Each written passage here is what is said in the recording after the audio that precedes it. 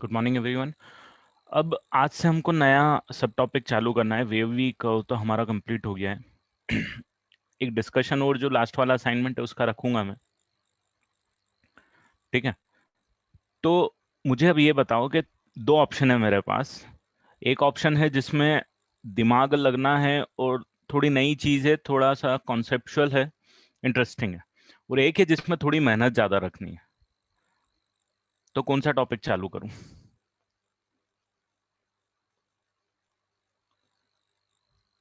मतलब हमारे पास दो ऑप्शन हैं, डेफिनेटली दो ऑप्शन है, दोनों को आगे पीछे कर सकते हैं, हमको कोई प्रॉब्लम नहीं है। एक में थोड़ी सी मेहनत ज्यादा है, पेन ज्यादा चलाना है, और एक है जिसमें दिमाग थोड़ा सा ज्यादा चलाना है, इंटरेस्टिंग है, नया है आपके लिए। दोनों सब टॉपिक इस वीक में हम कंप्लीट करेंगे। 3-4 क्लास में दोनों टॉपिक कंप्लीट हो जाएंगे। तो चलो थोड़ा इंटरेस्टिंग वाला ही चालू करते हैं फिर। देखो, इंटरेस्टिंग वाला चालू करते हैं तो 2 मिनट और वेट कर लेते हैं बेटा, सबको ज्वाइन कर लेने दो and then we will start. ठीक है, तो स्टार्ट करते हैं क्वाड्रेटिक के ग्राफ से। अब क्वाड्रेटिक के ग्राफ का मतलब क्या होता है, ठीक है। तो सबसे पहले तो हम इस ग्राफ का मतलब समझते हैं कि ग्राफ का मतलब क्या होता है किसी भी चीज के लिए। अब आपने अभी तक ये चीज देखी है, y is equal to x plus 3। ये चीज आपने देखी, राइट? इसको हम लोग क्या बोलते हैं? क्या बोलते हैं? Linear equation. Linear equation two variable, है ना? Why linear equation two variable बेटा, क्योंकि लीनियर इक्वेशन है, क्योंकि जहां भी आपको डिग्री आ रही है, ये y की पावर 1 है, x की पावर भी 1 है, तो जहां भी वेरिएबल इन्वॉल्व है वहां पे पावर 1 है, इसीलिए लीनियर इक्वेशन हो गई। और टू वेरिएबल इसीलिए बिकॉज ये यहाँ पे एक y वेरिएबल और एक x वेरिएबल है, ठीक है।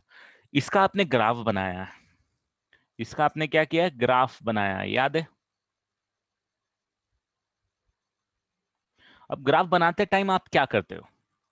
ग्राफ बनाते टाइम एक्चुअली ग्राफ का कॉन्सेप्ट क्या होता है उस पर बात करते हैं हम सबसे पहले। आप बोलोगे कि सर ये एक्स इनपुट, वाई आउटपुट, इसको मैं इनपुट लिख देता हूं, और ये मेरे पास आउटपुट है। और अगर मैंने 0 इनपुट डाला तो I will get 3 as output. अगर मैंने 1 इनपुट डाला I will get 4 as output. 2 डाला 5, -1 डाला 2। ऐसे कितने इनपुट आप डाल सकते हो मुझे ये बताओ। How many input you can put? कितने इनपुट डाल सकते हो? इनफाइनाइट इनपुट्स डाल सकते हो, करेक्ट, इसमें तो किसी को डाउट नहीं। इनफाइनाइट इनपुट आप यहां पे डाल सकते हो, और हर एक इनपुट के लिए आपको कितने आउटपुट मिलने वाले हैं भाई? इनफाइनाइट आउटपुट मिलने वाले, करेक्ट। कि इस इनपुट के लिए ये आउटपुट मिल रहा है, इस इनपुट के लिए ये आउटपुट मिल रहा है, ऐसे infinite inputs, different different inputs, different different outputs आपको मिलने लग जाएंगे, ठीक है। इसी को हमने एक तरीके से बनाया कि भाई इसको मैं रिप्रेजेंट कर देता हूं 0,3 करके। एक्स को यहां रिप्रेजेंट कर देता हूं और वाई को यहां रिप्रेजेंट कर देता हूं, ठीक है। इसको रिप्रेजेंट कर देता हूं 1,4 से, इसको रिप्रेजेंट कर देता हूं 2,5 से, और इसको रिप्रेजेंट कर देता हूं -1,2 से, और ऐसे इनफाइनाइट पॉइंट से सबको रिप्रेजेंट कर देता हूं, ठीक है। और फिर क्या करता हूं, मैंने एक सिस्टम इंट्रोड्यूस किया जिसको नाम क्या दिया, ये याद है आपको? इस सिस्टम का नाम क्या है? X axis and y axis, ये नाम दिया हमने इसको। हाँ, right, correct. The name of this system is Cartesian plane. क्या नाम है इसका? या फिर इसको मैं और नीचे लिख देता हूं, Cartesian plane. This is called the Cartesian plane,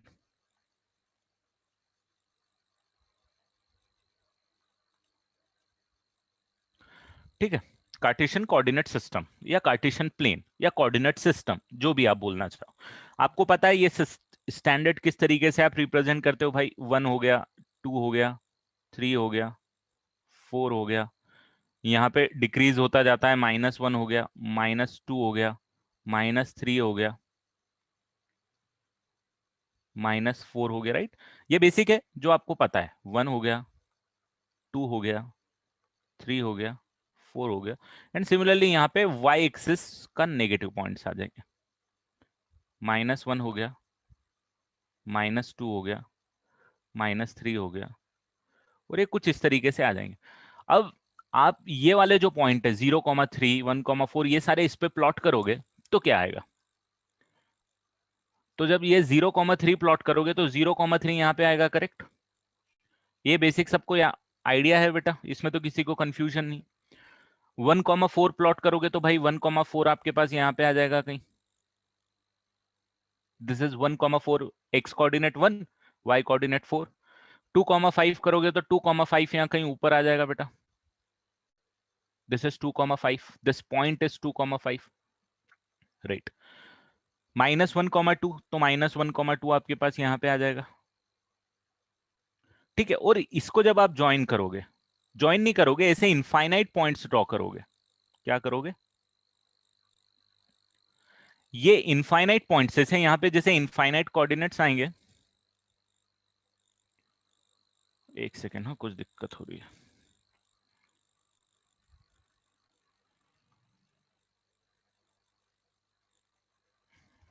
एक सेकेंड, हाँ। ये जो इनफाइनाइट पॉइंट्स आएंगे, इन इनफाइनाइट पॉइंट्स को जब आप इस कार्टेशियन कोऑर्डिनेट सिस्टम में ड्रॉ करोगे, ध्यान देना क्या बोल रहा हूं मैं, जब ये ऐसे इनफाइनाइट पॉइंट्स आएंगे और जब इनफाइनाइट पॉइंट्स को आप क्या करोगे, प्लॉट करोगे 1 बाय 1 करके, डेफिनेटली इनफाइनाइट नहीं प्लॉट कर पाओगे, जस्ट एक आइडिया के लिए कि आप जब ये इनफाइनाइट पॉइंट ड्रॉ करोगे तो आपको ये स्ट्रेट लाइन में दिखने लग जाएगी, है ना। व्हाट कि जैसे -2 है तो -2 पे कुछ आउटपुट आएगा भाई, ठीक है, -3 पे कुछ आउटपुट आएगा। ऐसे इनफाइनाइट पॉइंट्स के लिए जब आप इनफाइनाइट पॉइंट्स ड्रॉ करोगे तो वो इनफाइनाइट पॉइंट्स जो है वो कलेक्शन मिलके आपको क्या दिखने लग जाएगा, एक स्ट्रेट लाइन दिखने लग जाएगी, ठीक है। तो मैं ये बोल सकता हूं कि ये जो linear equation in two variable लिखी हुई है, इसको जब मैं कार्टेशियन सिस्टम में प्लॉट करता हूं तो I get a straight line, ठीक है। ये आप लोगों ने बनाया हुआ भी है, स्ट्रेट लाइन, ठीक है। तो ये क्या हो गया, ये चीज जो है, this thing is graph of y is equal to x+3। ये किसका ग्राफ हो गया? अब ग्राफ का मतलब आपको समझ में आया कि इनफाइनाइट इनपुट है और इनफाइनाइट आउटपुट है, उनके हमने कोऑर्डिनेट बना के जब प्लॉट किया तो मेरे को क्या आया, स्ट्रेट लाइन आया। और ये स्ट्रेट लाइन जो वो इसका क्या है, एक ग्राफ है। और इसमें आपको ये भी लॉजिक समझना है कि भाई इसमें मैंने कौन सा भी पॉइंट उठाया, मान लो मैंने ये वाला पॉइंट पिक किया यहाँ पे, दिस इज पॉइंट, तो इस पॉइंट पे ये जो वैल्यू x की आएगी और ये जो वैल्यू y की आएगी, यहाँ पे एक y की वैल्यू आएगी, यहाँ पे एक x की वैल्यू आएगी इस पॉइंट के करस्पॉन्डिंग, वो x और y की वैल्यू जब आप इसमें पुट करोगे तो इस इक्वेशन को क्या होना पड़ेगा, सेटिस्फाई होना पड़ेगा, करेक्ट। जैसे ये पॉइंट हो गया, ये पॉइंट 0,3 था आपका पहला पॉइंट, 0,3 इसमें पुट करके देखो, यहाँ 0 और यहाँ 3, 3 इक्वल टू 3 आना, सेटिस्फाई करने वाला है। तो इसको दो तरीके से देख सकते हो। The first way of looking it into is कि when you plot this you will get a straight line, and a straight line is what, a straight line is collection of infinite points, and those infinite points will satisfy this equation, this all point are going to satisfy this equation, so those infinite points lying on this straight line will going to satisfy this equation। Clear है? Graph का फंडा समझ में आया कि graph होता क्या है, क्योंकि आगे जब आप मैथ्स पढ़ोगे तो आप ग्राफ में बहुत डिटेल में बहुत सारी चीजों के ग्राफ पढ़ने वाले हो। यूं समझ लो कि आप खुद 2 साल के बाद इनफाइनाइट नंबर ऑफ ग्राफ आप अपने खुद से प्लॉट कर पाओगे, जो भी पढ़ोगे, बहुत सारी चीजें पढ़ोगे, उसके ग्राफ आप खुद बना पाओगे, ठीक है। तो ये जस्ट स्टार्टिंग है उस चीज का, ठीक है। तो आपको अब यहाँ पे समझ में आ गया स्ट्रेट लाइन का ग्राफ।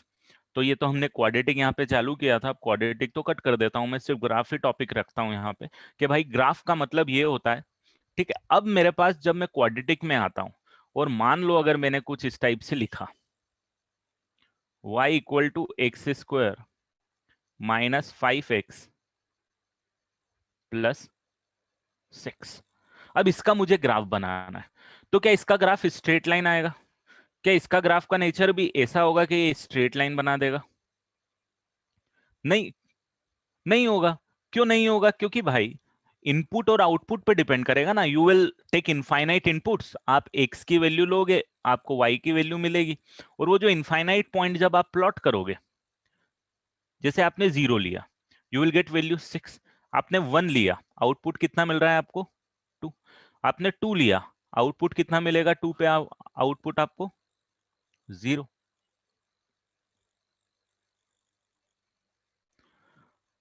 3 इनपुट लिया, आपको क्या आउटपुट मिलेगा? 0।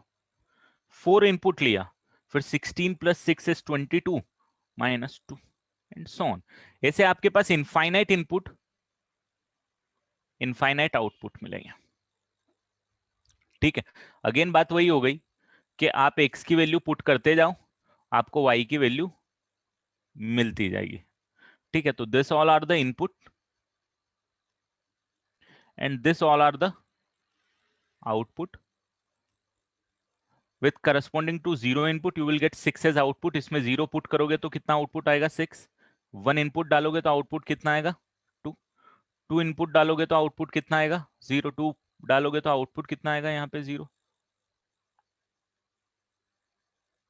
आप 1 पुट करके देखो बेटा, इसमें 1 डालोगे तो 1 square is 1 minus 5 into 1 is minus 5 plus 6। तो 6 प्लस 1 इज 7, 7 माइनस 5 इज 2। मैंने कैलकुलेट कर दिया है डायरेक्ट यहाँ पे। 2 डालोगे तो 2 square is 4, 5 into 2 is 10 plus 6, result आपके पास 0 आ जाएगा। 3 इनपुट डालोगे, रिजल्ट आपके पास कितना आ जाएगा? 0। 4 इनपुट डालोगे, इससे कितने इनपुट और कितने आउटपुट निकाल सकते हो आप? इनफाइनाइट इनपुट इनफाइनाइट आउटपुट बना सकते हो। करेक्ट, अगेन वही बात हो गई आपके पास। और मैं इसको कुछ इस तरीके से रिप्रेजेंट कर सकता हूं, अगर एक्स और वाई कोऑर्डिनेट में अगर मैं इसको रिप्रेजेंट करना चाहूं तो 1,2, 2,0,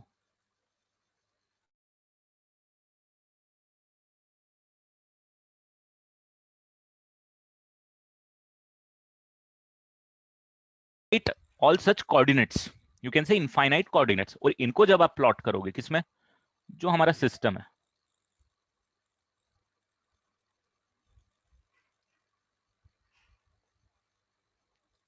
एक्स एक्सिस, और you can say this is y axis, y is output.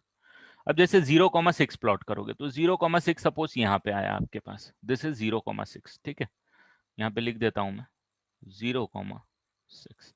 1,2 आपके पास आएगा 2,0, तो यहाँ पे मैं 2,0 लिख देता हूं,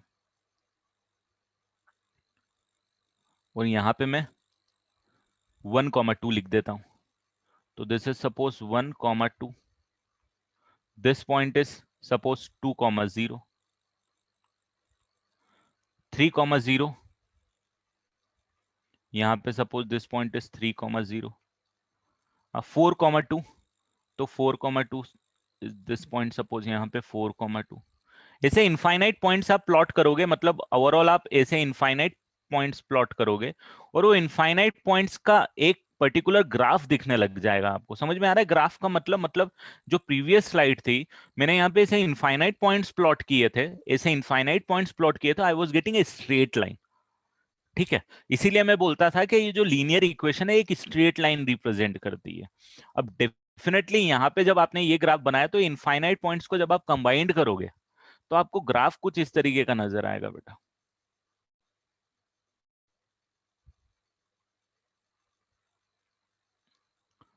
एग्जैक्टली यहाँ पे मैं नहीं बना पा रहा हूँ, लाइन हिल रही है, कुछ इस टाइप का नजर आएगा। यहाँ रफ में बनाता हूँ एक,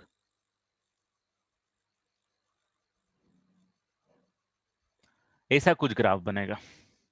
ठीक है, मतलब मैंने सिर्फ आपको ये इतने पॉइंट, 4-5 पॉइंट, 1, 2, 3, 4 और 5 पॉइंट प्लॉट करके बताए हैं कि भाई ये जो 5 पॉइंट है मेरे पास, जो ग्राफ मुझे बना के देंगे वो कुछ इस टाइप का स्मूथ का होगा ना। ये ऊपर नीचे जो मेरे हाथ से हो गया है बेटा, वो ऊपर नीचे नहीं होगा, है ना, एकदम स्मूथ जाएगा। जैसे ये वाला, जैसे ये वाला मैंने यहाँ पे प्लॉट किया है। ठीक है, ये जैसे स्मूथ गया, इस टाइप का ग्राफ जाएगा। तो जब क्वाड्रेटिक का आप ग्राफ बनाओगे तो क्वाड्रेटिक का ग्राफ क्या आएगा? कुछ इस टाइप से आएगा। और इस ग्राफ का जो नाम दिया हुआ है, जैसे हमने प्रीवियस में इसका ग्राफ का नाम क्या दिया था? इसको नाम दे दिया था हमने कि स्ट्रेट लाइन है। और इसको हमने क्या नाम दिया है पता है आप लोगों को? पता है, बहुत सारे लोग तो पढ़ चुके होंगे 9th 10th में इसको। इसका नाम है पैराबोला।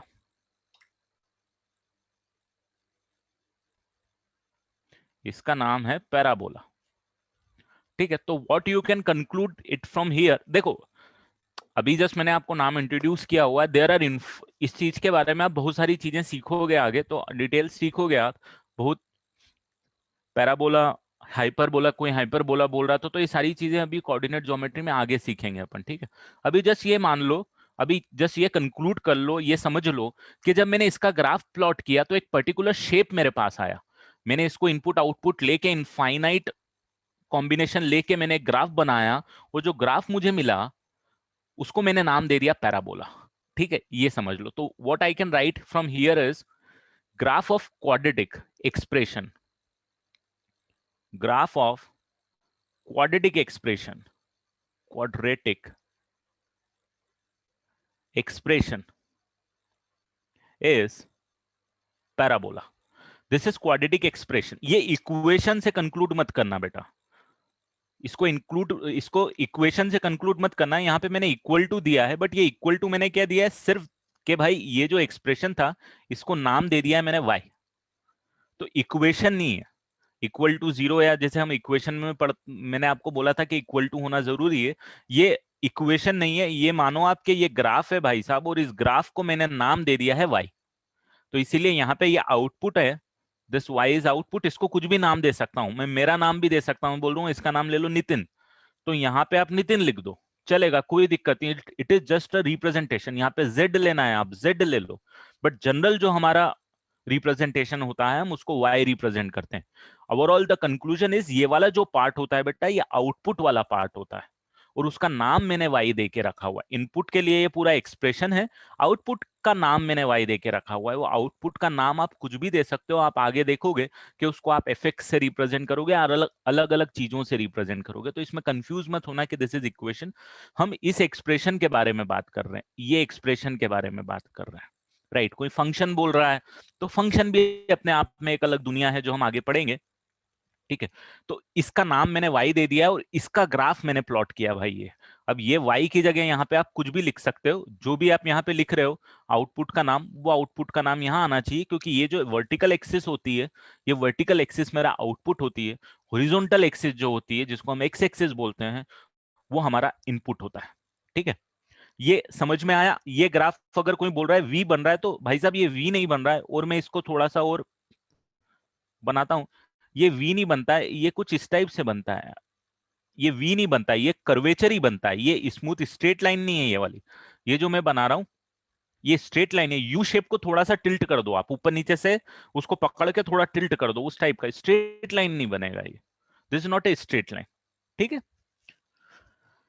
हाँ वेली शेप आप बोल सकते हो, और ये कुछ ऐसा बोल दो, ऐसा बना लो, ये भी चलेगा, है ना, डिपेंडिंग के बहुत सारे फैक्टर्स पे डिपेंड करेगा, जो फैक्टर्स आगे देखेंगे। बट ये स्ट्रेट लाइन नहीं है। ठीक है, ये दोनों और ये स्ट्रेट लाइन नहीं है, ये स्मूथ कर्व बनेंगे, कर्वेचर आएंगे। ठीक है, ये समझ में आया कि भाई क्वाड्रेटिक को जब मैंने प्लॉट किया तो मेरे पास पैराबोला आया, मैंने ये कंक्लूड किया। इसको आप लिख लो, आपको ये कॉन्सेप्ट भी समझ में आना चाहिए यहाँ पे कि इनफाइनाइट इनपुट, हर एक इनपुट के लिए आपको आउटपुट मिलता जा रहा है, 0 के लिए 6, 1 के लिए 2, 2 के लिए। ऐसे आप 100 आउट इनपुट डालोगे तो you will get some output, 1000 input डालोगे you will get some output, 10⁻⁶ input डालोगे you will get some output. तो ये जो ग्राफ है, ये ग्राफ यहाँ पे खत्म भी नहीं होगा। आप देखना ये ग्राफ जो है ना बेचारा खत्म नहीं होगा, ये चलता जाएगा भाई, ये चलता जाएगा यहाँ पे, है ना, क्योंकि इनपुट पे कोई कंस्ट्रेन है क्या आपका? इनपुट तो मेरी मर्जी, मेरे को जो डालना है भाई।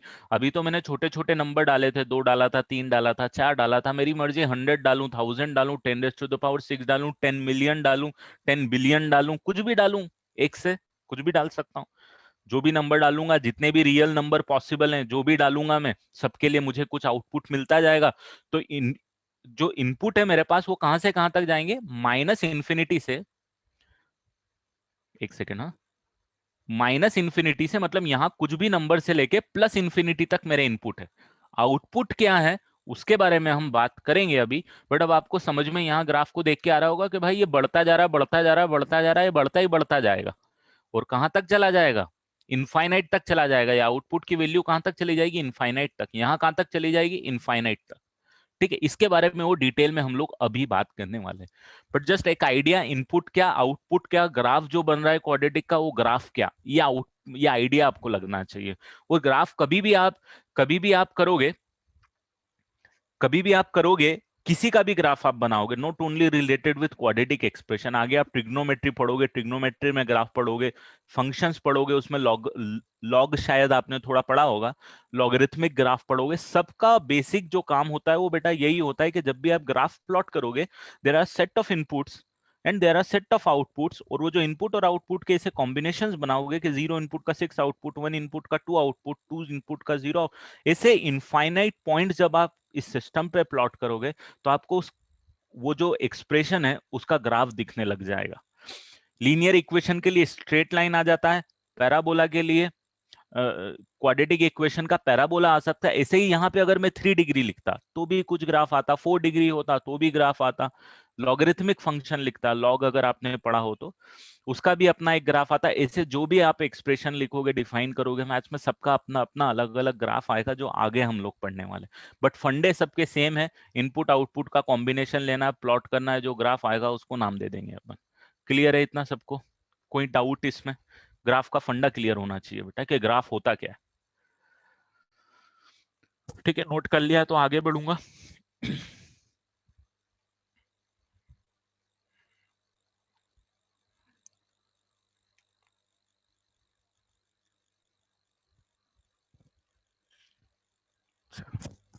अब आपने जो अभी ग्राफ बनाया वो बनाया था भाई इसका ग्राफ, और आपने जो ग्राफ बनाया था वो ग्राफ कुछ इस टाइप का बना था हमसे, कि आपने ऐसा कुछ ग्राफ बना के दे दिया था मुझे। ये पॉइंट आप ध्यान देना, यहाँ पे मैं ये पॉइंट थे भाई, 2,0 और 3,0 था, 2,0 और 3,0 था, और यहाँ 0,6 था। तो मैं ये पॉइंट लिख देता हूँ, ये पॉइंट अपने आप में इंपॉर्टेंस है, इनकी इंपॉर्टेंस है जो आगे अपन सीखेंगे कि भाई ये जो कोऑर्डिनेट आ रहे हैं यही क्यों प्लॉट कर रहा हूँ, यही क्यों लिख रहा हूँ मैं, ये भी मैं आपको बताऊंगा अभी। और 0,6 ये ग्राफ आपने बना दिया था, ठीक है। इसको आपने नाम भी दे दिया था कि भाई ये पैराबोला है, हमने इसका नॉमेनक्लेचर कर दिया कि पैराबोला है सर। अब हम आगे से ये बोलेंगे कि जब क्वाड्रेटिक एक्सप्रेशन को प्लॉट करता हूँ ग्राफ पे तो वो एक पैराबोला का शेप मुझे देता है। क्लियर? अब मैंने, ठीक है, मैंने बोला ये बना के दे दो यार अब आप मुझे, एक्स स्क्वायर इसका बना के दे दो आप, एक रफ आइडिया मुझे इसका बना के दे। मैंने कुछ नहीं किया, एक नेगेटिव साइन को इंसर्ट कर दिया, एक्स स्क्वायर का कोएफिशिएंट भी नेगेटिव कर दिया है बेटा, एक्स का कोएफिशिएंट पॉजिटिव कर दिया है, और नेगेटिव कर दिया। इसको प्लॉट करके देखते हैं तो डेफिनेटली हमारे इनपुट आउटपुट वाला फंडा अपना चलने वाला है कि भाई एक्स है और वाई है। अब एक्स इनपुट और आउटपुट का मिक्सचर ले लेता हूं मैं। 0 इनपुट डालूंगा, -6 आउटपुट आ जाएगा। 1 इनपुट डालूंगा, कितना आउटपुट आ जाएगा, -2 आउटपुट आ जाएगा। 2 इनपुट डालूंगा, 0 आउटपुट आ जाएगा। 3 इनपुट डालूंगा, 0 आउटपुट आ जाएगा। 4 इनपुट डालूंगा, -2 आउटपुट आ जाएगा। ये आपको समझ में आ रहा है कि सर ठीक है, ग्राफ तो ऐसे ही बनते हैं हमारे पास, 0, -6 पॉइंट होने वाला है ग्राफ पे, 1, -2 पॉइंट होने वाला है ग्राफ पे, 2, 0 भी होने वाला है, 3, 0 भी होने वाला है, और 4, -2 भी होने वाला है। ठीक है, ऐसे इनफाइनाइट पॉइंट्स आएंगे, और वो इनफाइनाइट पॉइंट्स को प्लॉट करूंगा तो मैं ऑलरेडी डिफाइन कर चुका हूं कि मेरे पास पैराबोला बनने वाला है। बट इस बार थोड़ा सा डिफरेंस बनेगा बेटा, आप जब इनका रफ पॉइंट को प्लॉट करोगे तो जैसे 0, -6 आपको यहाँ पे आएगा, दिस इज 0, -6, है ना। 2, 0 यहाँ पे आया, 3, 0 यहाँ पे आया, एक पॉइंट यहाँ पे आएगा, एक पॉइंट यहाँ पे आएगा, मतलब ये वाला जो पॉइंट है मेरे पास, एक ये वाला पॉइंट मैंने लिखा है, एक ये वाला पॉइंट लिखा है, एक ये वाला पॉइंट लिखा, ये वाला पॉइंट मैंने ले लिया है 1, -2, तो दिस पॉइंट इज 1, -2, है ना। ये वाला पॉइंट 2, 0, ये वाला पॉइंट है ही है मेरे पास 2, 0, दिस पॉइंट इज 3, 0, ये भी पॉइंट मैं ले चुका हूँ, और ये 4, -2 ये भी मैं ले चुका हूँ। और जब इसका ग्राफ में प्लॉट करूंगा तो आप देखोगे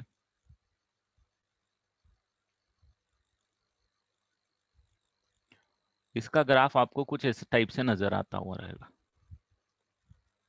ठीक है, तो ये भी मैंने तो डिफाइन कर ही दिया था कि ये भी पैराबोला ही बनने वाला है, बट भाई बहुत डिफरेंस है दोनों में। ये पैराबोला जो बनने वाला है वो concave upward, concave up parabola बनने वाला है, कॉनकेव अप पैराबोला। और ये जो बनने वाला है वो कॉनकेव डाउन पैराबोला।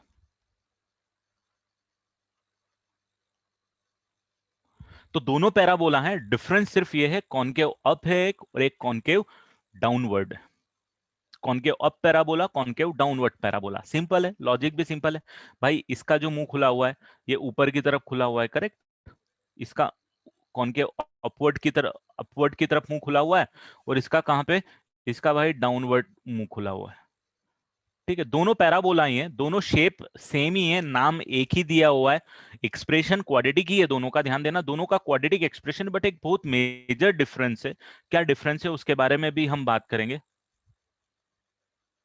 बोल सकता है अगम, बट हम जनरली ये वाले वर्ड यूज करते हैं, कॉनकेव अपवर्ड, कॉनकेव डाउन। ठीक है, ये समझ में आया, फंडा समझ में आया कि भाई ये कॉनकेव अप पैराबोला का मतलब और कॉनकेव डाउनवर्ड पैराबोला का मतलब क्या हो गया।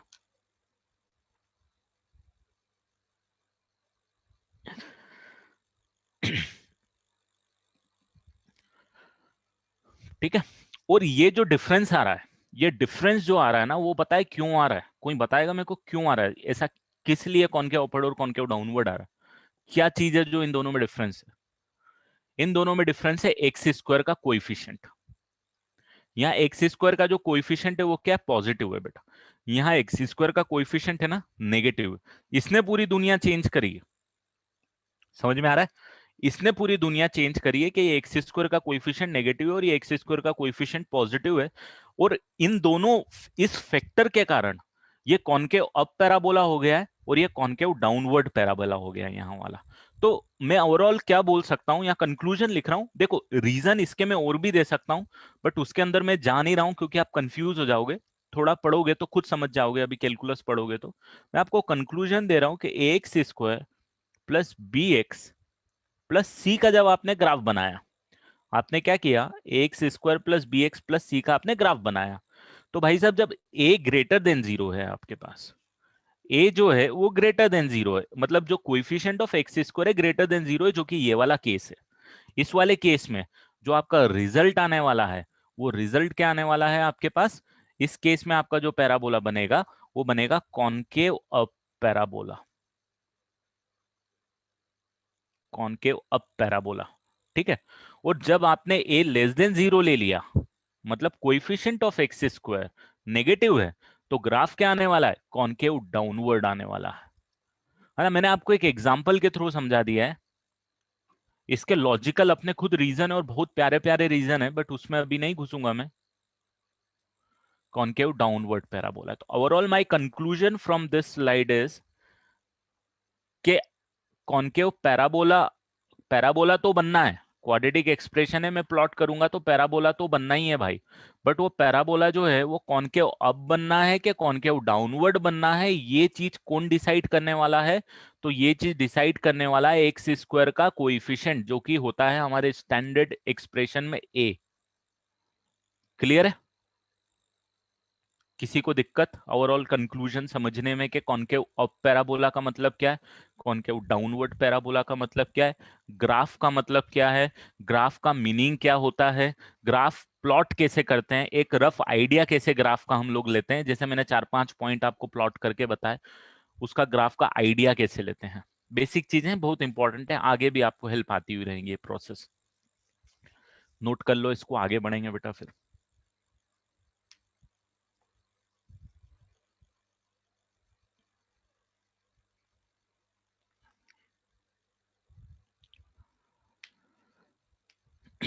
तो अब आप सीख गए पैराबोला क्या होता है, कॉनकेव अप पैराबोला क्या होता है, कॉनकेव डाउनवर्ड पैराबोला क्या होता है, एंड कॉनकेव अप पैराबोला कब बनता है और कॉनकेव डाउनवर्ड पैराबोला कब बनता है।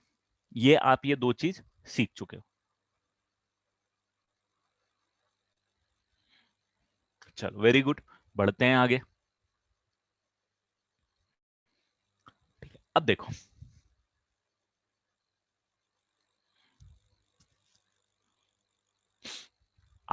आपने जब ग्राफ बनाया था, मान लो आपने ग्राफ बनाया x square minus 5x plus 6 का, या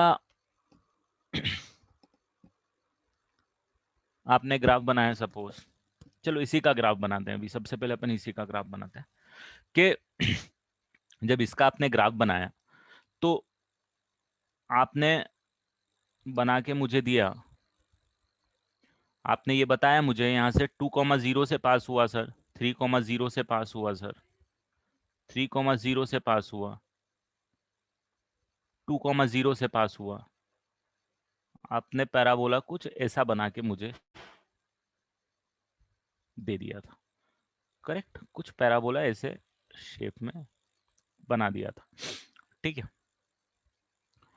ये पॉइंट भी आपने मुझे निकाल के दिया था 0,6। मैंने आपको लास्ट स्लाइड में भी बताया था, 3 इंपॉर्टेंट पॉइंट है, मैं बार बार बता रहा हूँ, बार बार बना रहा हूँ, अपने आप में इंपॉर्टेंस है, क्या इंपॉर्टेंस है उनके बारे में अब बात करेंगे। देखो ये एक एक्सप्रेशन है, क्वाड्रेटिक एक्सप्रेशन है, राइट, इक्वेशन नहीं है, एक्सप्रेशन। आपने एक वर्ड पढ़ा है जीरोस का मतलब,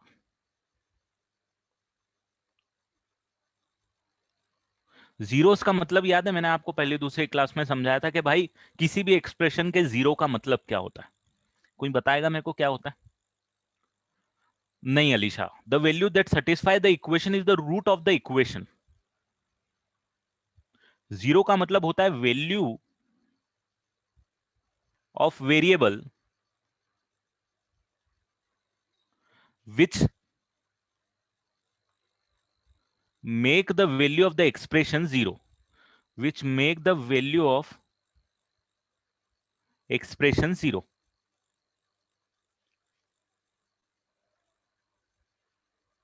राइट।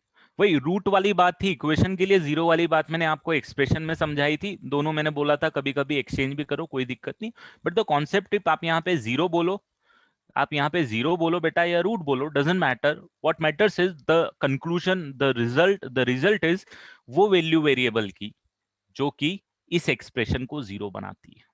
अब भाई साहब इस एक्सप्रेशन को जीरो बनाती है तो ध्यान देना, बहुत इंपॉर्टेंट चीज है, ये एक्सप्रेशन जीरो का मतलब क्या होता है? ये आउटपुट जीरो, आउटपुट जीरो कहां पे होता है? ये यहां पे आउटपुट जीरो होगा ना, correct. This is the place where the output is zero, है ना, और यू कैन से पर्टिकुलरली कि this is the line where the output is zero, है ना, ये लाइन ही तो वही है जहां पे जीरो हो रहा है। जैसे यहाँ पे अगर इस पॉइंट की बात करूं मैं, इस पॉइंट पे मेरे पास आउटपुट की वैल्यू क्या है भाई साहब? जीरो है क्या? नहीं, ये जो भी आउटपुट आएगा वो आएगा, जीरो तो यहाँ पे आएगा। तो मेरे पास इनपुट क्या आया यहाँ पे? इसको जब जीरो बनाना है आपको, when you need to make it zero, value of x, और एक्स की वैल्यू क्या हो सकती है? एक्स की वैल्यू होगी 2 और एक्स की वैल्यू क्या होगी 3। आ रहा है क्या समझ? ये 2 और 3 पे जीरो हो रही, इसके अलावा कभी जीरो होगी क्या? नहीं, क्योंकि ग्राफ तो आपको पता है ये जाता जा रहा है ऊपर तक और ये भी जाता जा रहा है ऊपर तक, अब कभी जीरो तो हो ही नहीं सकते। आप जब 2 इनपुट डालोगे और आप 3 इनपुट डालोगे तो ही तो जीरो होगा। और ये तो आपको एक और चीज में रिलेट करूंगा जो मैंने आपको बताया था, मैंने बोला था भाई क्वाड्रेटिक है, क्वाड्रेटिक के कितने जीरो हो सकते हैं मैक्सिमम? बताओ मेरे को, क्वाड्रेटिक के कितने जीरो हो सकते हैं मैक्सिमम? दो, दो से ज्यादा कभी नहीं हो सकते हैं। आ रहा है क्या समझ में? आप देखो, अब एक और चीज ध्यान देना, मैंने जो पहली स्लाइड में आपको ग्राफ बनाया था, ये कितने जीरो थे इसके? स्ट्रेट लाइन के कितने जीरो हो सकते हैं? स्ट्रेट लाइन एक्स एक्सिस को कितने पॉइंट पे कट कर सकती है? एक ही पॉइंट पे कट कर सकती है। लीनियर है ना, लीनियर के कितने जीरो हो सकते हैं? इसके इसके कितने जीरो पॉसिबल है बेटा? एक ही जीरो पॉसिबल है। वही तो यहाँ ग्राफ पे रिफ्लेक्ट हो रहा। अगर मैं क्यूबिक का इक्वेशन बनाता, अगर मैं क्यूबिक का ग्राफ बनाता, मुझे बताना, अगर मैं क्यूबिक का ग्राफ बनाता तो कितने मैक्सिमम जीरो हो सकते हैं? मैक्सिमम 3 हो सकते हैं। मिनिमम की बात मैंने नहीं करी थी, याद रखना, मिनिमम की बात मैंने नहीं करी थी, क्योंकि मिनिमम डिपेंड करता है बेटा, है ना। मैक्सिमम कितने हो सकते हैं that we can say that, but minimum कितने होंगे उस पर कमेंट करना अभी जितना नॉलेज आपको है वो डिफिकल्ट है, आगे जाके वो भी नॉलेज आपको हो जाएगा, ठीक है। तो मैं यहाँ पे बोल सकता हूं कि for a quadratic maximum zero, for quadratic maximum zeros are can be 2। Clear? ये समझ में आ गया भाई? ये समझ में आ गया ये सेंटेंस? किसी को इस सेंटेंस में डाउट कि नहीं सर दो से ज्यादा क्यों नहीं हो सकते हैं? ये मेरे को नहीं समझ में आया। ये मैं आपको ऑलरेडी पहली क्लास में बता चुका हूं। इसका कंक्लूजन क्या है? इस ग्राफ के सेंस में इसका कंक्लूजन क्या है? कि there will B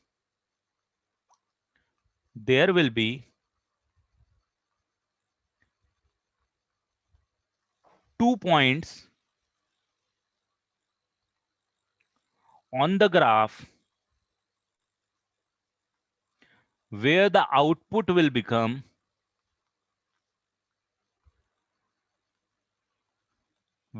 zero। Correct है भाई? यही मतलब है ना, आउटपुट जीरो होना चाहिए, राइट? ये सेंटेंस भी क्लियर है? देयर विल बी, और मैं यहां पे मैक्सिमम जोड़ दूं क्या? यहां पे मैक्सिमम जोड़ दूं, ज्यादा अच्छा लगेगा, ज्यादा कॉन्सेप्चुअल लगेगा, ज्यादा सही लगेगा। करेक्ट?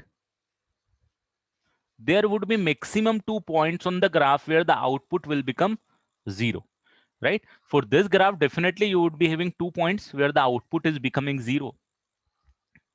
क्लियर? और ओवरऑल इसका भी कंक्लूजन मैं निकाल सकता हूं। इसको मैं ये भी बोल सकता हूं कि there will be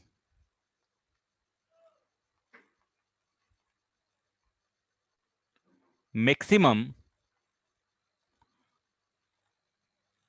2 point of intersection. याद रखना है, छोटे छोटे से वर्ड है, पहली बार शायद सुन रहे हो आप।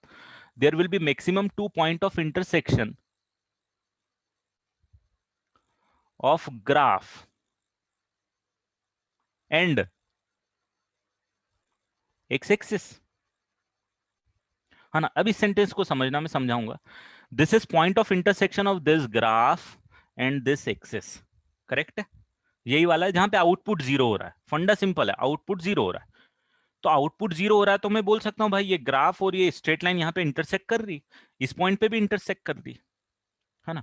और ये दोनों पॉइंट जो 2 और 3 है, ये जो 2 है और ये 3 है, ये जीरोज है।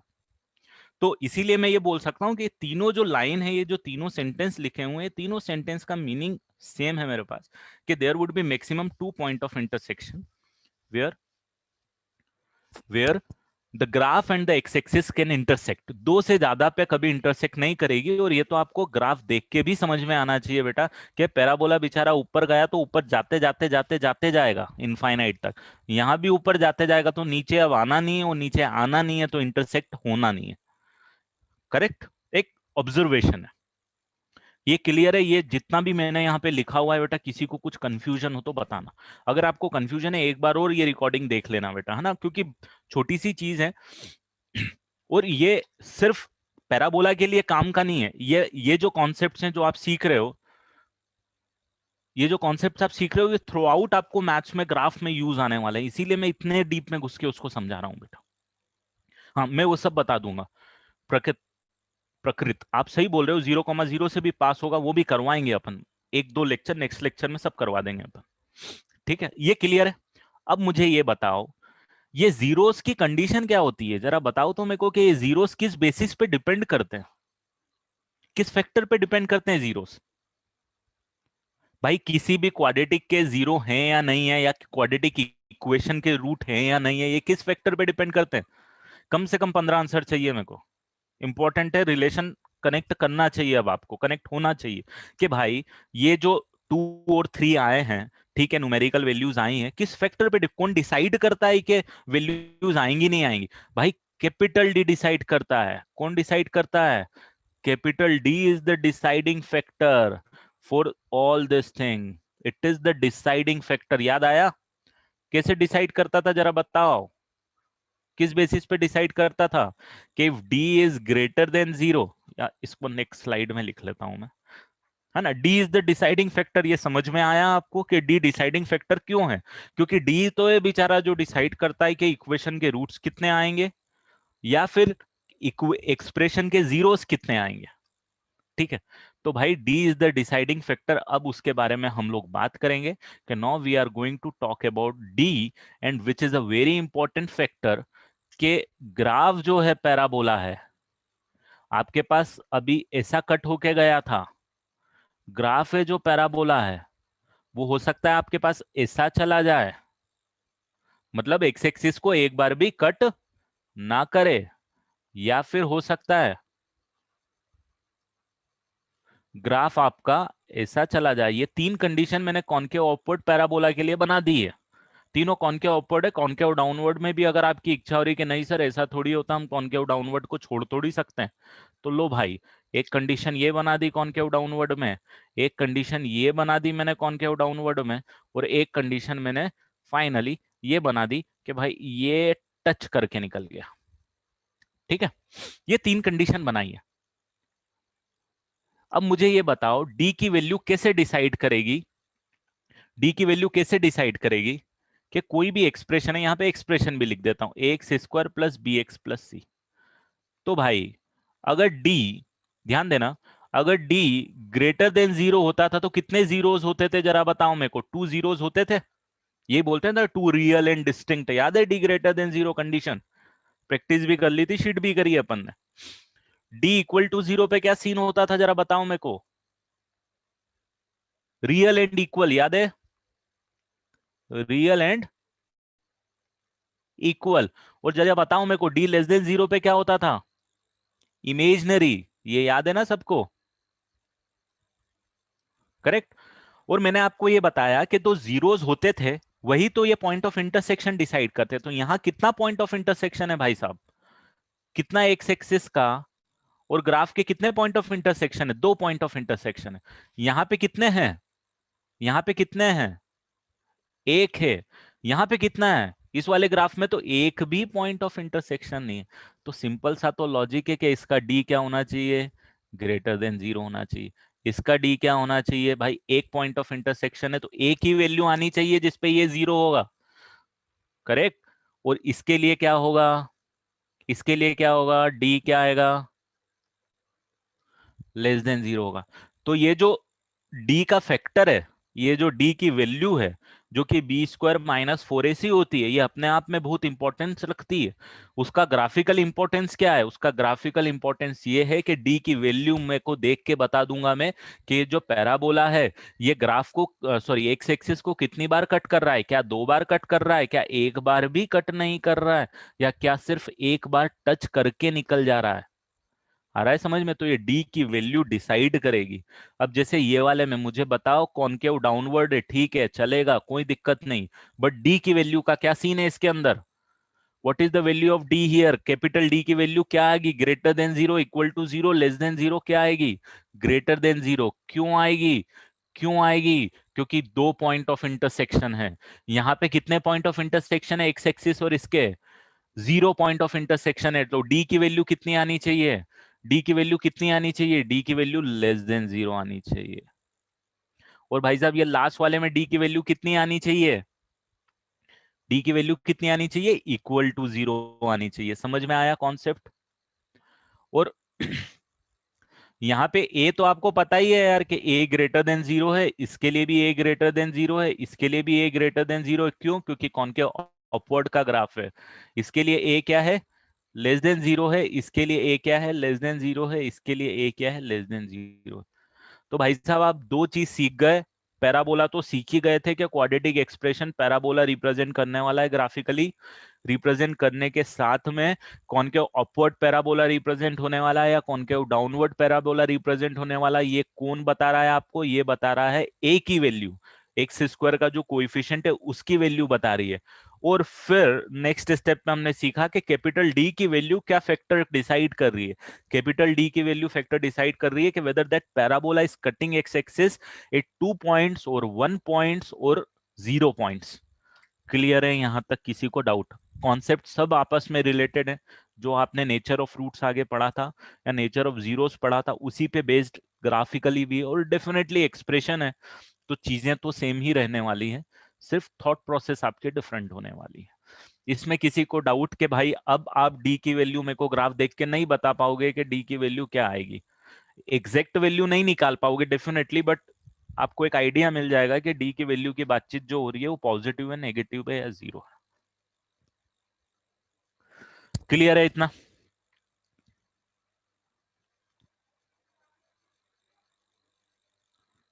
ठीक है। इसमें एक और इंपॉर्टेंट चीज मैं आपको बता देता हूं, नोट करना उसको। अगर मान लो, अगर मान लो मैंने जो डी की वैल्यू निकली है, डी की वैल्यू ग्रेटर देन जीरो, ठीक है। हाँ, इसको नेक्स्ट ग्राफ में मैं प्लॉट कर देता हूं तो आपको ये सबने नोट कर लिए हैं बेटा, ये 6 ग्राफ, एक आइडिया आपको लग गया है। नोट करना, मिस कुछ भी मत करना बेटा।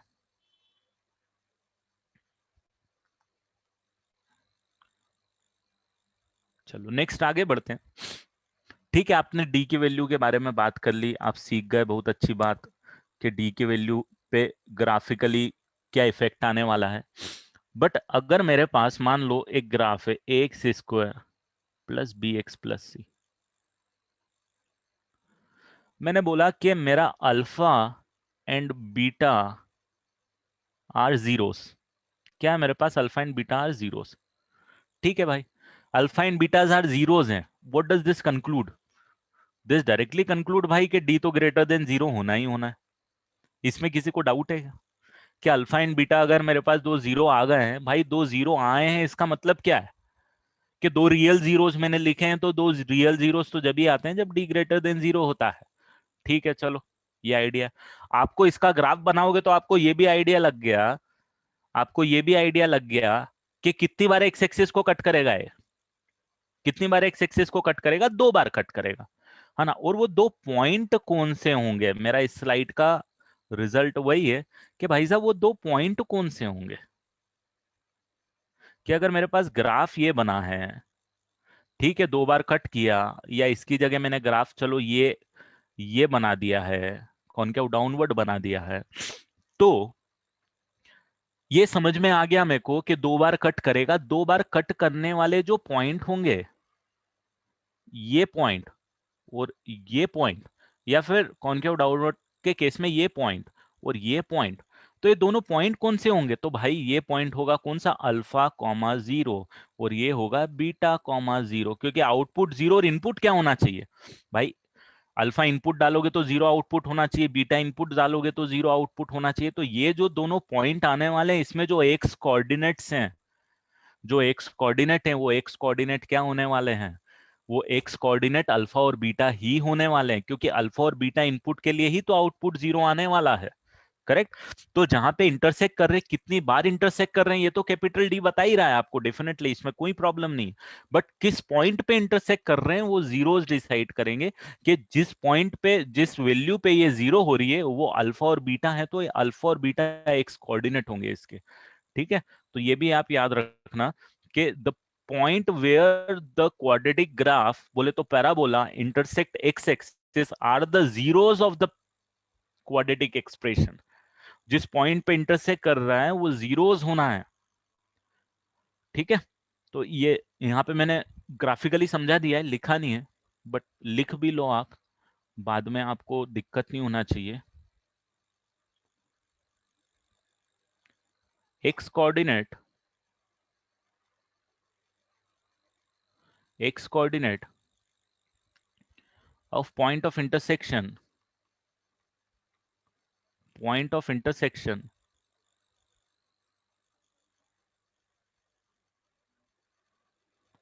समीरा ये कुछ टाइप हो रहा है या फिर क्या हो रहा है, देखो जरा। X coordinate of point of intersection of parabola and x-axis are zeros, or you can say roots of quadratic।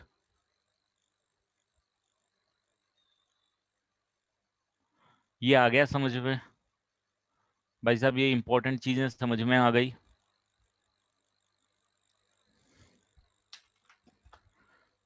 Capital D के बारे में जान लिया, जीरोस के बारे में जान लिया, कहाँ पे कट कर रहा है ये भी जान लिया, है ना। आधा काम ग्राफ का मेरा यहाँ पे हो गया, अब आधा वाला काम जो आगे वाला बाकी है उस पे चलते हैं हम लोग।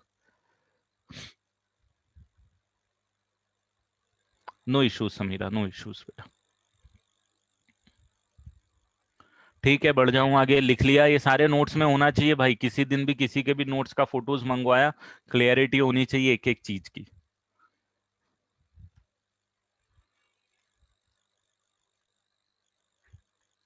चलो आगे बढ़ते हैं। अब आपने सीख लिया ए के बारे में। ए जो फैक्टर है क्या डिसाइड कर रहा है। आपने डी का फैक्टर भी सीख लिया, क्या फैक्टर है। अब मैं बता रहा हूं सी का इंपॉर्टेंस। इस स्लाइड में हम लोग सीखने वाले हैं सी का इंपॉर्टेंस। बोले तो जो आपका क्वाड्रेटिक एक्सप्रेशन होता है उसमें सी का इंपॉर्टेंस क्या होता है, तो सी का बहुत इजी, बहुत बेसिक अंडरस्टैंडिंग है, कुछ भी कॉम्प्लेक्सिटी नहीं है। आप ये बोलोगे कि सर जब भी मैं x इक्वल टू 0 पुट करता हूं तो मेरे को आउटपुट की वैल्यू सी आती है। ठीक है, जैसे कि आपने एक ग्राफ बनाया था एक्स स्क्वायर माइनस 5x+6 का, जो बनाते हुए हम स्टार्टिंग से चल रहे थे। आपने इसका ग्राफ बहुत डिटेल में 4 5 10 पॉइंट लेके बनाया था, और आपने ग्राफ ये बना के दिया था मुझे कि सर ये कंक्लूजन था, है ना। एग्जैक्ट ये नहीं था, जैसा भी था, बट मैंने आपको 3 पॉइंट पे इंपॉर्टेंस दिखाया था। एक पॉइंट ये बनाया था, एक पॉइंट ये बनाया था, एक पॉइंट ये बनाया था। जरा मुझे बताओ तो ये वाला पॉइंट कौन सा था। What was this point? 0,6, right. This point was 0,6, मैंने लिखा भी था। अब आप उसकी इंपॉर्टेंस समझो कि 0,6 का मतलब क्या है। तो भाई साहब जब आप जीरो इनपुट डालोगे तो 6 आउटपुट मिलेगा, करेक्ट। जब आप जीरो इनपुट डालोगे तो आउटपुट क्या मिलेगा आपको, 6 मिलेगा। तो भाई जीरो इनपुट डालोगे तो ये बेचारा जीरो हो गया, ये भी जीरो हो गया, बस यही तो बच गया, है ना। ये कांस्टेंट वाली टर्म बच गई, तो यहाँ पे भी जब आप जीरो डालोगे तो कांस्टेंट वाली टर्म ही तो बचेगी। तो ये पैराबोला कैसा भी बने, आप कॉनकेव अपवर्ड बनाओ डाउनवर्ड बनाओ, एक्स एक्सिस को कट कराओ या ना कराओ, फर्क नहीं पड़ता। सी को फर्क नहीं पड़ता, सी तो बस ये डिसाइड करेगा कि मैं वाई एक्सिस को कट कहाँ पे करूंगा। तो मैं वाई एक्सिस को कट करूंगा 0,c पे। तो ठीक है, तो 0,c point where the graph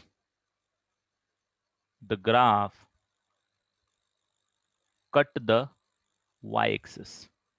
Y axis को जिस पॉइंट पे कट करेगा वो पॉइंट है मेरे पास 0,c। ये समझ में आया? बहुत सिंपल कॉन्सेप्ट है। और कभी देखो आप जीरो इनपुट डालोगे तो आउटपुट सिर्फ सी है, इसके अलावा कोई नहीं है। तो आप ये बोल भी सकते हो कि वाई एक्सिस को कितने बार कट करोगे, सिर्फ एक बार कट करोगे। हाँ, आप ये बोल सकते हो बिल्कुल। जो कोई मुझे बोल रहा है कि सर सी को क्या मैं वाई इंटरसेप्ट बोल सकता हूँ, बिल्कुल बोल सकते हो, नो इश्यूज। इसका नाम एक और है वाई इंटरसेप्ट। ये इंटरसेप्ट अपने आप में एक मीनिंग है। जब आप कोऑर्डिनेट ज्योमेट्री पढ़ोगे तो आपको इससे बहुत काम पड़ने वाला है। तो इसके बारे में वो डिटेल में जानोगे। अभी के लिए सिर्फ मैं नाम बता रहा हूं कि इसको वाई इंटरसेप्ट भी बोल सकते हो, लिख लो। ठीक है, नहीं इनको जीरो ऑफ एक्स इंटरसेप्ट मत बोलना बेटा, वो लॉजिकली मतलब ही नहीं बचेगा उस चीज का, है ना। दैट डजंट साउंड लॉजिक, क्योंकि हमने क्या बताया, जीरोस को अलग तरीके से डिफाइन किया हुआ, बाकायदा सिस्टमेटिकली डिफाइन किया हुआ। तो वाई एक्सिस का जीरो नहीं बोलेंगे हम, वो वर्ड यूज नहीं करना हमको। हमको वाई इंटरसेप्ट यूज कर लो, या फिर अपनी देसी लैंग्वेज यूज कर लो कि जहां पे ग्राफ वाई एक्सिस को कट कर रहा है वो पॉइंट, खत्म, हमारी अंडरस्टैंडिंग हो गई। हमारे सारे काम हो जाएंगे उससे, बस अगर ये समझ गए हम तो। ठीक है, तो सी का पॉइंट जो है, सी का जो इंपॉर्टेंस है भाई साहब, वो सी का इंपॉर्टेंस ये है कि सी डिसाइड करता है, ये सी डिसाइड करता है कि वाई एक्सिस को ग्राफ कहाँ पे कट करेगा। क्योंकि एक्स जब जीरो पुट करोगे तो आउटपुट सी मिलेगा।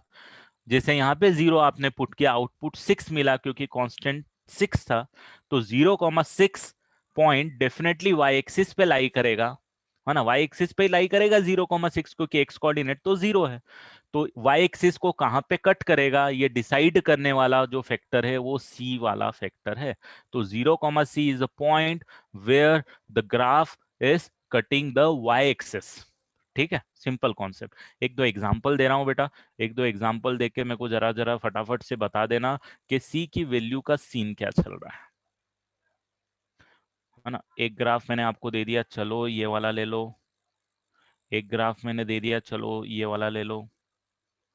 एक ग्राफ मैंने आपको सपोज ये वाला ले लिया।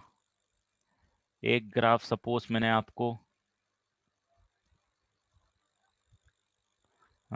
ये वाला ले लिया, ये ऐसे ऐसे ये वाला ले लिया, और एक ग्राफ फाइनली मैंने आपको ये वाला ले लिया। ये 4 ग्राफ 5 ग्राफ है। सी की वैल्यू फटाफट अपने हिसाब से आप जज कर लो बेटा, उसके बाद मैं लिखूंगा, अपनी मैच कर लेना।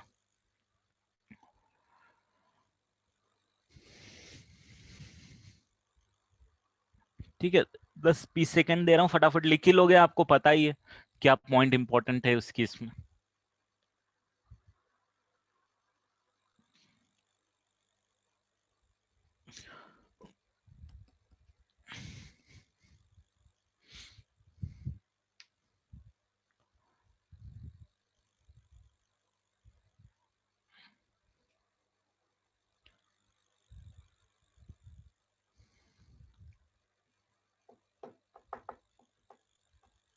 चलो टाइम ओवर, लेट्स डिस्कस। देखो सबसे पहले इंपॉर्टेंट जो पॉइंट है आपके लिए क्या है, वाई एक्सिस को कहाँ पे कट कर रहा है, वाई एक्सिस को यहाँ पे कट कर रहा है। भाई साहब यहाँ पे कट कर रहा है तो मतलब पॉजिटिव वाई एक्सिस को कट कर रहा है, राइट।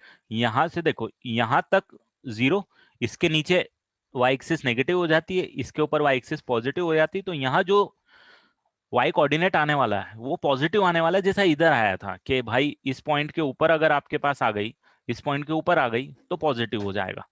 यहाँ भी ये जो एग्जैक्टली मैंने ग्राफ बनाया इसके लिए सी पॉजिटिव होना चाहिए, ठीक है। तो मेरा जो आंसर आएगा इस केस के लिए सी ग्रेटर देन 0 आएगा भाई। यहाँ पे नेगेटिव पे कट कर रही है, सी लेस देन 0 आना चाहिए भाई। यहाँ पे कहाँ कट कर रही है, नेगेटिव पे कट कर रहा है, सी लेस देन 0 ले लो। यहाँ पे क्या कट कर रहा है, 0 पे कट कर रहा है, ओरिजिन पे कट कर रहा है, तो सी इक्वल टू कितना आएगा इस पे, 0 आएगा। यहाँ भी क्या कट कर रहा है, ओरिजिन पे कट कर रहा है, ओरिजिन पे कट कर रहा है, तो सी इक्वल टू कितना आएगा भाई, 0 आएगा। क्लियर है सबको, कोई डाउट इसमें, सी की वैल्यू क्या आएगी।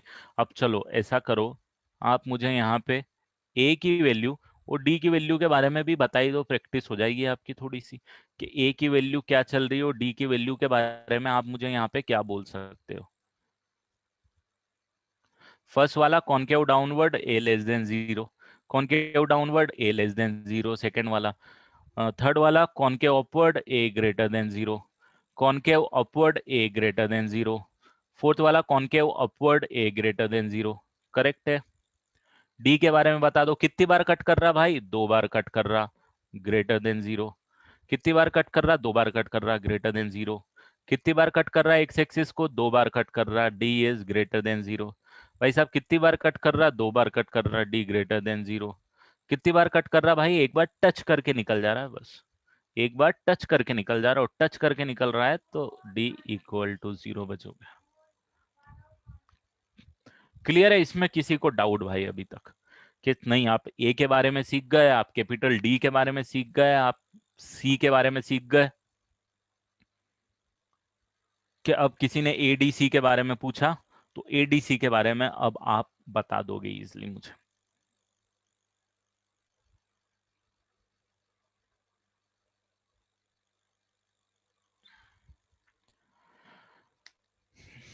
ठीक है, नोट भी कर ही लिया होगा आप लोगों ने, आगे बढ़ते हैं अपन। नेक्स्ट स्लाइड में आएगा, कुछ इंपॉर्टेंट चीजें और कुछ नई चीजें सीखेंगे हम नेक्स्ट स्लाइड में। चलो देखो, डेफिनेटली अब हमारे पास कौन सा फैक्टर बच गया, हम ए के बारे में सीख गए यहाँ पे भाई, ए भी सीख गए, सी भी सीख गए, डी भी सीख गए, मतलब ए सीख गए, सी डी सीख गए, एक और डी भी सीख गए। ये बी के बारे में हमने बात नहीं करी, now we are going to talk about the value of the b as well, और दूसरे फैक्टर्स जो हैं उनके बारे में भी अब बात करेंगे हम आगे। तो देखो, आपने पैराबोला बनाया था, आपने पहला पैराबोला इस टाइप से बनाया, ठीक है भाई, बनाया। आपने पैराबोला कॉनकेव डाउनवर्ड भी बनाया, इससे पैराबोला भी बनाया, ठीक है भाई। आपने पैराबोला ऐसा भी बनाया, ठीक है। आपने पैराबोला ऐसा भी बना दिया, ठीक है, ऐसे सारे पैराबोला बनाए, डेफिनेटली ए, डी और सी की अपनी अपनी वैल्यूज थी। ठीक है, उनकी वैल्यूज के बारे में बात कर रहा हूं। अब जो मैं बात करने वाला हूं वो मैं बात करने वाला हूं बेटा इस पॉइंट के बारे में। ये पॉइंट है जो कि अपने आप में बहुत इंपॉर्टेंस रखता है। क्यों इंपॉर्टेंस रखता है वो बताता हूं। क्या मेरा ग्राफ, क्या मेरा ग्राफ इसके नीचे जा रहा है क्या? ये जो y की वैल्यू है, यहां पे एक y की वैल्यू आएगी भाई साहब, करेक्ट? एक सेकेंड, हाँ, ये y की वैल्यू आएगी। ग्राफ इसके नीचे जा रहा है क्या? नहीं जा रहा। इस केस में ये जो पॉइंट है, क्या ग्राफ इसके ऊपर जा रहा है? क्या ग्राफ इसके ऊपर जा रहा है? नहीं, इसके नीचे है ग्राफ, इसके ऊपर नहीं जा रहा है। यहां पे इसके नीचे नहीं जा रहा है, इसके ऊपर है। यहां पे भी ये जो पॉइंट है, ये पॉइंट जो है, ये क्या है? इसके ऊपर ग्राफ है, इसके नीचे नहीं है। सिमिलरली यहां पे ये पॉइंट को मैं बोल सकता हूं एक्सट्रीम पॉइंट। क्या बोल सकता हूं? इस पॉइंट को मैं बोल सकता हूं एक्सट्रीम पॉइंट। एक्सट्रीम पॉइंट, इसका दूसरा नाम भी है, उसके बारे में भी बात करेंगे। एक्सट्रीम पॉइंट इसीलिए बोल रहा हूं कि इस ग्राफ के लिए मैक्सिमम वैल्यू इसकी कहां जाने वाली है भाई? ये ग्राफ ऊपर तो चलता जाएगा, ये ग्राफ यहां भी ऊपर चलता जाएगा, बट यहां से ये मुड़ के चला गया है, तो this is the extreme point. ठीक है, here it is the extreme point, क्योंकि ग्राफ यहां पे भी चलता जाएगा, यहां भी नीचे चलता जाएगा बेटा, और यहां भी नीचे जाता जाएगा, बट इसके ऊपर नहीं जाएगा। तो ये एक एक्सट्रीम पॉइंट आ गया। ये भी एक एक्सट्रीम पॉइंट आ गया कि इसके नीचे नहीं आएगा, सिमिलरली इसके ऊपर नहीं जाएगा, तो ये एक्सट्रीम पॉइंट आ गए। ठीक है, तो मैं ये बोल सकता हूं कि इस पॉइंट को मैं बोल सकता हूं एक्सट्रीम,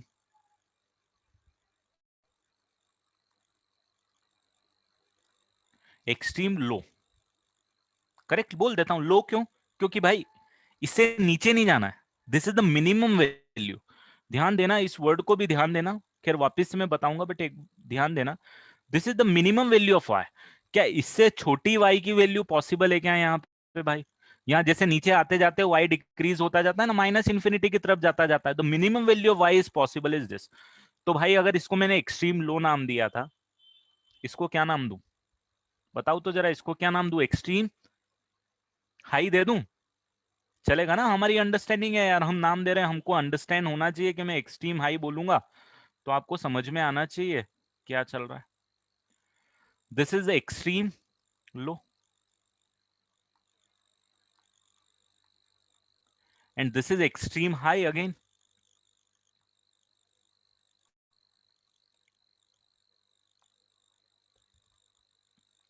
ठीक है, हाई और लो क्यों दिया वो भी अब आपको समझ में आ गया। इसका एक और नाम है भाई, इसका जो दूसरा नाम है वो है वर्टेक्स। इसको हम लोग क्या बोलते हैं? वर्टेक्स। क्या बोलते हैं? Vertex of parabola. क्या बोल सकते हैं? इसी पॉइंट को मैंने दूसरा नाम दे दिया। एक्सट्रीम पॉइंट था, एक्सट्रीम पॉइंट हो सकता है एक्सट्रीम लो हो, एक्सट्रीम हाई हो, जो भी हो डजेंट मैटर। वर्टेक्स एक कॉमन नाम है जो एक्सट्रीम हाई और एक्सट्रीम लो दोनों को दिया जा सकता है। तो इस पॉइंट को मैं नाम दूंगा vertex, vertex of the parabola. ये चीज आप बहुत, और मतलब पैराबोला के बारे में तो आप एक चैप्टर ही है पूरा जो करीबन आपके 10-15 लेक्चर लेगा। बहुत चीजें आप पैराबोला के बारे में ही सीखोगे कोऑर्डिनेट ज्योमेट्री में। यहाँ पे तो हम क्वाड्रेटिक के हिसाब से सीख रहे हैं बस। तो यहाँ हम बेसिक सीखेंगे सिर्फ। समझ में आ गया भैया? एक्सट्रीम लो एक्सट्रीम हाई का मतलब, या एक्सट्रीम पॉइंट मैंने बोला या मैंने वर्टेक्स बोला, इसमें किसी को डाउट आगे से तो नहीं आएगा?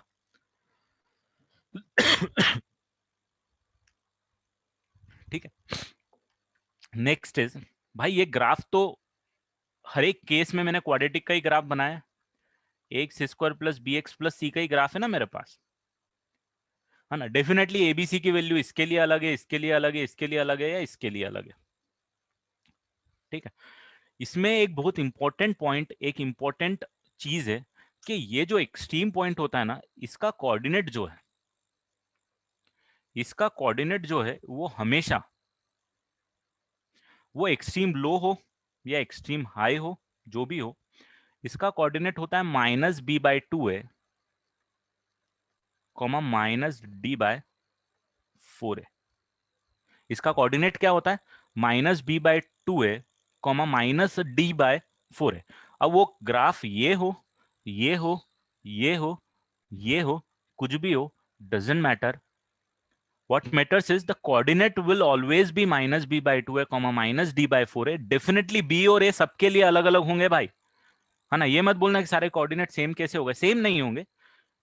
इनकी एबीसी में वैल्यूज सेम होंगी, एबीसी में एक्सप्रेशन सेम होंगे, बट जो वैल्यूज आने वाली है एबीसी की वैल्यू पुट करने के बाद में वो तो अलग अलग ही आने वाली है.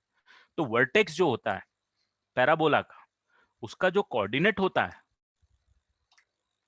वर्टेक्स का जो कोऑर्डिनेट होता है वो minus b by two a comma minus d by 4a होता है. ठीक है. क्यों आया, कैसे आया, इसके अपने रीजंस बहुत सारे हैं. एक बहुत इजीएस्ट वे होता है, एक बहुत इजीएस्ट वे होता है जो कि कैलकुलस से निकलता है. आपने कैलकुलस अभी फिजिक्स में भी पढ़ा नहीं है तो मैं उसमें जाऊंगा नहीं. मैक्सिमा मिनिमा का कॉन्सेप्ट है, उस कॉन्सेप्ट में नहीं जाऊंगा. अभी जो मेरा मेन चीज है आपको सिखाने का, बहुत छोटी सी चीज है आपके लिए, बड़ी चीज नहीं. एक साल बाद आप बोलोगे सर ये क्या है, ये तो टाइम पास चीज है कि माइनस बी बाई टू है और माइनस डी बाई फोर है, कैसे निकालना है. ये अभी निकाल के दे देता हूँ मैं आपको एक सेकंड में. ठीक है, इस तरीके से आप करने लग जाओगे थोड़े टाइम के बाद में, बट अभी के लिए इसको याद रख लो. ठीक है. तो ये जो भी ग्राफ है भाई, ये जो कोऑर्डिनेट आने वाला है माइनस बी बाई टू है comma minus D by four है आने वाला है. तो ये भी माइनस बी बाई टू है comma minus D by four है आने वाला है. और ये वाला भी जो कोऑर्डिनेट आने वाला है माइनस बी बाई टू है comma minus D by four है आने वाला है. क्लियर है. ये फंडा क्लियर हुआ. और फंडा क्लियर करने के लिए मैं आपको पहली स्लाइड पे ले जाता हूं. मैंने आपसे ये वाला ग्राफ बनवाया था, ये पॉइंट आप मुझे निकाल के दो भाई. ये वर्टेक्स है, ये वर्टेक्स है. ये पॉइंट अगर आपको निकाल के दोगे तो आप बोलोगे सर क्या करो आप. ये पॉइंट है आपके पास माइनस बी बाई टू है comma minus D by four है. हमको याद है सर, बी की जगह क्या है, माइनस फाइव है. क्या है बी की जगह, माइनस फाइव. तो ये माइनस ऑफ माइनस फाइव लिख दूं. ए की जगह कितना है, टू इंटू वन. और माइनस ऑफ डी की वैल्यू कितनी आ रही है, वन आएगी शायद, और फोर इंटू वन कर दूं. तो ये मेरे पास आ जाएगा five by two comma minus one by four. तो ये जो पॉइंट है मेरे पास वो आ जाएगा five by two comma minus one by four. आया क्या समझ में क्या बात कर रहा था मैं. ये जो पॉइंट है ये five by two comma minus one by four आ जाएगा. ठीक है. तो इस तरीके से अब आप जो दूसरा ग्राफ निकाल रहे थे, एक और मैंने दो ग्राफ बनवाए थे आपसे. ये वाला, इसका जो कोऑर्डिनेट आप निकालोगे यहाँ पे, ये वाले ग्राफ में, यहाँ पे बेटा जहाँ पे कर्सर है ध्यान देना, ये जो कर्सर है इसका कोऑर्डिनेट क्या आने वाला है, आप इसका निकालोगे तो ये वही आएगा माइनस बी बाई टू है comma minus d by four है. और इसकी न्यूमेरिकल वैल्यू जब आप निकालोगे तो that would be equal to I think five by two comma one by four, है ना. वैल्यू आप निकाल ही सकते हो. आ रहा है समझ में. तो अब आपको ओवरऑल कंक्लूजन यही याद रखना है कि ग्राफ कैसा भी हो, मेरा वर्टेक्स का जो कोऑर्डिनेट है वो माइनस बी बाई टू है comma minus d by four a होना चाहिए. माइनस बी बाई टू है comma minus d by four a होना चाहिए. इसको रट लो, इसको याद रख लो. ठीक है. वो एक्सट्रीम लो हो, एक्सट्रीम हाई हो, doesn't matter. Definitely extreme low कब आएगा, जब कॉनकेव अपवर्ड का पैराबोला होगा तो एक्सट्रीम लो आएगा, और कॉनकेव डाउनवर्ड का पैराबोला होगा तो एक्सट्रीम हाई आएगा. ये आपकी अंडरस्टैंडिंग, आपका दिमाग अपने आप में बोल देगा. अच्छा, यहाँ पे आप मेरे को और भी कुछ बता सकते हो क्या, ये डी की वैल्यू कितनी है यहाँ पे,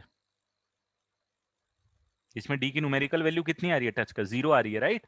तो ये इधर वाई कोऑर्डिनेट कितना हो जाएगा, जीरो हो जाएगा. तो एक्सट्रीम हाई कब आ जाएगा, वाई इक्वल टू जीरो पे आ जाएगा. करेक्ट अंडरस्टैंडिंग है, बेसिक है. टच कर रहा है भाई, टच कर रहा है तो डी क्या है, जीरो है. तो ये जीरो, तो जीरो आ जाएगा. समझ ही जाओगे आप.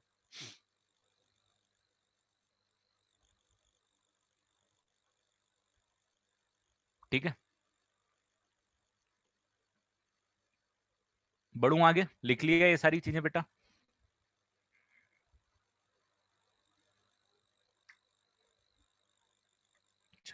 एक और इंपॉर्टेंट चीज इस चीज के बारे में बताऊंगा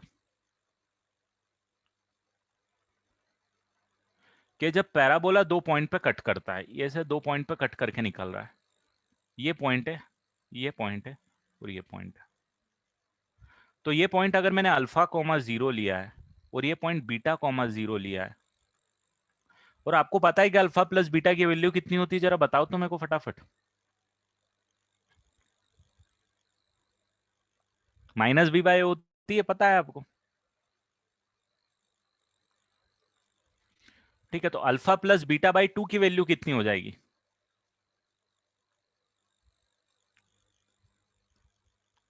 माइनस बी बाई टू हो जाएगी, इसमें तो किसी को डाउट नहीं है कि टू से डिवाइड कर दिया। और देखो इसका जो एक्स कोऑर्डिनेट होता है वो माइनस बी बाई टू ही होता है।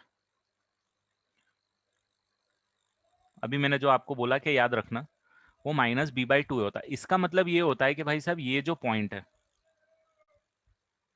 ये पॉइंट को नाम दे देता हूं मैं ए, इस पॉइंट को नाम दे देता हूं बी, और इस पॉइंट को नाम दे देता हूं एम। तो this M is mid point of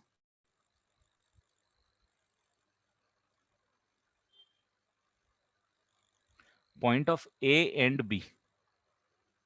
ये जो मिड पॉइंट है, ये एम जो है वो ए और बी का मिड पॉइंट है। इसका एक्स कोऑर्डिनेट आप बनाओगे तो कौन सा आएगा बेटा? इसका एक्स कोऑर्डिनेट ये आएगा ना, जो परपेंडिकुलर यहां से ड्रॉप करोगे, this is the x coordinate. तो अब एक्स कोऑर्डिनेट मतलब ये एम पॉइंट जो है ये मिड पॉइंट है ए और बी का। हाँ, the vertex is always between the roots, exactly between the roots. और यहां से एक और कंक्लूजन आएगा, बहुत इंपॉर्टेंट कंक्लूजन आएगा, जो शायद अभी जितना कोऑर्डिनेट आपको सॉल्व करना है नहीं आएगा, बट जब आगे जब आप सॉल्व करोगे, ये जो पैराबोला आप बनाते हो बेटा, इस पैराबोला में ये जो वर्टेक्स है, इस वर्टेक्स पे जब आपने लाइन प्लॉट करी है ना, ये वर्टेक्स पे ये एक्स एक्सिस से परपेंडिकुलर आपने लाइन प्लॉट करी, ये परपेंडिकुलर लाइन है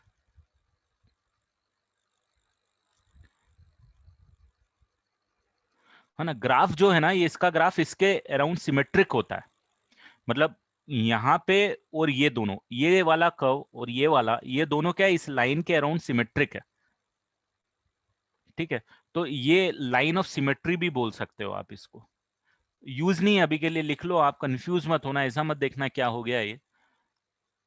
बस मैं लिखा रहा था तो मैंने बोला अभी आपको शायद समझ में नहीं आएगा, बट आप तीन चार चैप्टर पढ़ लोगे या कोऑर्डिनेट थोड़ा पढ़ लोगे तो लाइन ऑफ सिमेट्री भी समझ में आएगा आपको। लाइन ऑफ सिमेट्री का मतलब क्या हो गया कि ग्राफ जो है वो इस लाइन के अक्रॉस सिमेट्रिक है, कि ये और ये दोनों क्या है, इस लाइन के अक्रॉस सिमेट्रिक है। अभी यूज नहीं है, सिर्फ आप नोट करके रख लो, इसका भी इतना यूज नहीं है अभी। सच बहुत अच्छा क्वेश्चन आया तो ही यूज होता है, बट हाँ एक आइडिया हमको होना चाहिए इसके अंदर।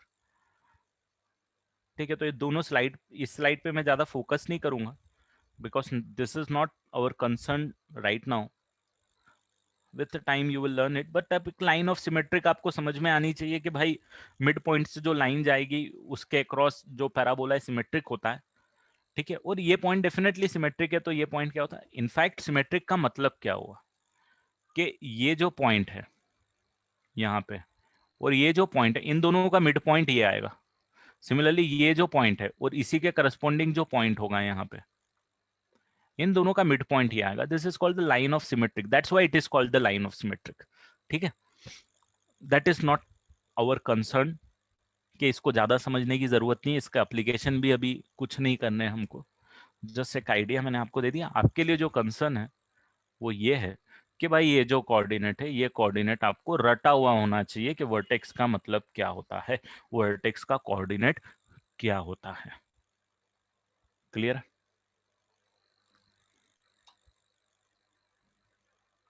यस रुचिर, बोल बेटा। So if we ever forget minus d upon 4a, then we can just put minus b upon 2a in the expression, right? हाँ, To get right right right right, बिल्कुल।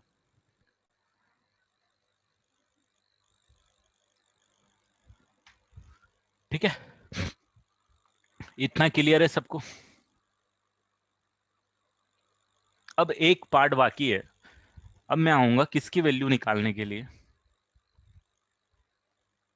अब किसकी वैल्यू निकालने के लिए आऊंगा? बी की वैल्यू निकालूंगा। किसकी वैल्यू निकालूंगा? बी की वैल्यू निकालूंगा। तो मेरे को बताओ, आज करवाना है नेक्स्ट क्लास में करवाना है? ऊपर तो नहीं हो गई, इतनी सारी चीजें आपने पढ़ ली नहीं नहीं तो अभी बता दूं? 10 मिनट बाकी है, बता तो सकता हूं। हो सकता है आपको कंफ्यूजन भी होगा, थोड़ा सा कंफ्यूजन होगा इसकी वैल्यू निकालने में। चलो तो फिर बता देता हूं। देखो क्या होता है, ये ग्राफ है मान लो, सपोज ये है, या सपोज ये है,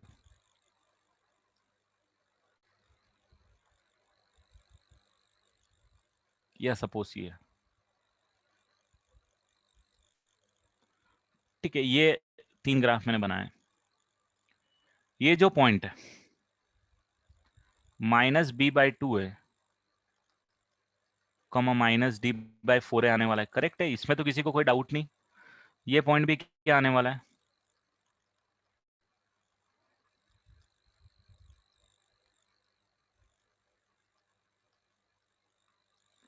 ठीक है। ये लास्ट वाला मैं रिमूव करके दूसरा ग्राफ बनाता हूं।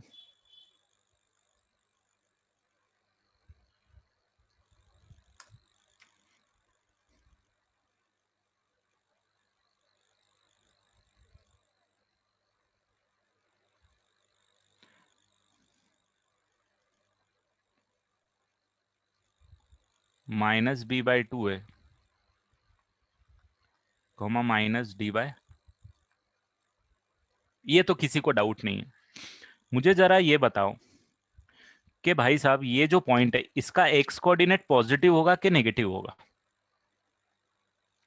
ये जो पॉइंट है इसका एक्स कोऑर्डिनेट पॉजिटिव होना चाहिए, नेगेटिव होना चाहिए? पॉजिटिव होना चाहिए, और क्यों होना चाहिए? This point is lying in which quadrant? It is lying in fourth quadrant. अरे भाई साहब, फोर्थ क्वाड्रेंट में एक्स कोऑर्डिनेट जो होता है वो क्या होता है? पॉजिटिव होता है।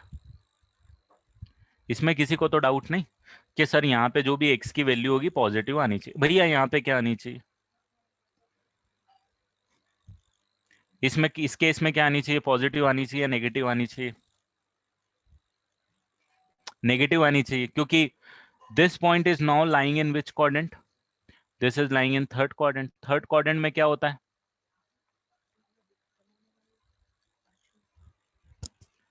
थर्ड क्वाड्रेंट में एक्स कोऑर्डिनेट क्या होने वाला है? नेगेटिव होने वाला है। Very good. All values are, d की वैल्यू भी नेगेटिव आएगी, but we are not concern about it. इसमें कौन से क्वाड्रेंट में भाई ये पॉइंट? फर्स्ट क्वाड्रेंट में। अभी फर्स्ट क्वाड्रेंट में एक्स कोऑर्डिनेट पॉजिटिव होने वाला है या नेगेटिव होने वाला है? ये चलेगा, इतना किसी को डाउट तो नहीं है इसमें? ये क्या लिख दिया मैंने? अब देखो, अब आप बोलो कि अभी एक्स कोऑर्डिनेट पॉजिटिव होने वाला है, तो एक्स कोऑर्डिनेट है तो -b/2 है, तो मैं लिख सकता हूं देयरफॉर ग्रेटर देन 0 आना चाहिए। अब भाई ये एक्स कोऑर्डिनेट है, आप बोल रहे हो एक्स कोऑर्डिनेट पॉजिटिव होना चाहिए, तो -b/2 को पॉजिटिव होना पड़ेगा या नहीं होना पड़ेगा? होना पड़ेगा, क्योंकि वही तो एक्स कोऑर्डिनेट है। क्लियर? यही तो एक्स कोऑर्डिनेट है भाई। अब आप बोल रहे हो एक्स कोऑर्डिनेट पॉजिटिव, इसका मतलब -b/2 है पॉजिटिव। यहाँ पे -b/2 को क्या होना पड़ेगा? जल्दी बताओ से बताओ, जल्दी जल्दी बताओ। लेस देन 0 होना पड़ेगा। Very good. अब यहाँ पे -b/2 को क्या होना पड़ेगा? पॉजिटिव या नेगेटिव? फटाफट। X coordinate positive, -b/2 is x coordinate positive. बहुत अच्छी बात है। क्या आपको क्या आपको ए के बारे में यहाँ पे आइडिया है कि ए पॉजिटिव है कि नेगेटिव है? जल्दी से बताओ। ग्राफ कौन के अपवर्ड है कि डाउनवर्ड है?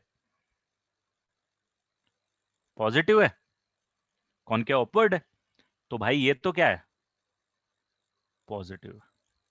अब भाई साहब, अब आपको चाहिए ये वाली पूरी पार्ट, क्या चाहिए? 0 से बड़ी चाहिए ना, ये पूरा चाहिए, ये पॉजिटिव। तो बी को मैं नेगेटिव पुट करूं कि पॉजिटिव पुट करूं कि ये इन इक्वेशन सेटिस्फाई हो जाए? पूछना, मेरा वापस से लॉजिक समझना। ए की वैल्यू मुझे नहीं पता, बट ए की साइन मुझे पता है कि पॉजिटिव पुट करूं, पॉजिटिव या नेगेटिव। पॉजिटिव है क्योंकि कॉनकेव अपवर्ड का ग्राफ है। ठीक है, यहाँ पे लिख देता हूँ कि ए मेरे पास ग्रेटर देन 0। अब ये ग्रेटर देन 0 है, मतलब पॉजिटिव क्वांटिटी है, तो डिनोमिनेटर हो गया पॉजिटिव। 2 को तो बेचारे को कोई मतलब नहीं है, 2 ए पॉजिटिव हो गया। ये एक नेगेटिव है। अब मैं बी को पॉजिटिव पुट करूं कि नेगेटिव पुट करूं कि ये ग्रेटर देन 0 आ जाए, तो भाई साहब बी को नेगेटिव लेना पड़ेगा मेरे को। तो इसका नेगेटिव और बी का नेगेटिव, इसका ये जो नेगेटिव साइन जो है और बी का नेगेटिव, दोनों नेगेटिव नेगेटिव मिलके हो जाए पॉजिटिव, तो ओवरऑल ये वाला जो एक्सप्रेशन है वो आ जाए greater than 0। That's why therefore b must be less than 0 in this case. एक बार और मैं रिपीट कर रहा हूं, आगे वाले दोनों एग्जांपल भी रिपीट करूंगा। जिसको समझ में आ गया है आगे वाले सोच ले, जिसको नहीं समझ में आया मैं जो बोल रहा हूं वापिस से समझ ले।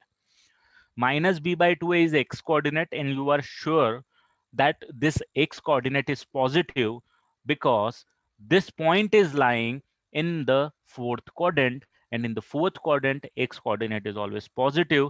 That's why minus b by 2a must be positive. ये हमको पता चल गया कि भाई a b की जो वैल्यू हो रहे but minus b by 2a तो पॉजिटिव आना चाहिए। ये पॉजिटिव है क्योंकि कॉनकेव अपवर्ड का ग्राफ है। भाई ये पॉजिटिव है, डिनोमिनेटर पॉजिटिव है। आपको पॉजिटिव चाहिए तो न्यूमरेटर को भी तो पॉजिटिव करना पड़ेगा दोस्तों। अभी न्यूमरेटर को पॉजिटिव करना पड़ेगा तो नेगेटिव साइन है, इसके लिए एक नेगेटिव आपको अपनी तरफ से पेश करना पड़ेगा, पुट करना पड़ेगा। वो जब वो नेगेटिव लाओगे तो भाई बी को तो माइनस में डालना ही पड़ेगा, जब भी तो इसका नेगेटिव और इसका नेगेटिव मिलके पॉजिटिव आ जाएंगे, तो पूरा ग्रेटर देन 0 आ जाए। ठीक है, सेम लॉजिक यहाँ पे आता हूं मैं। पॉजिटिव है नेगेटिव है?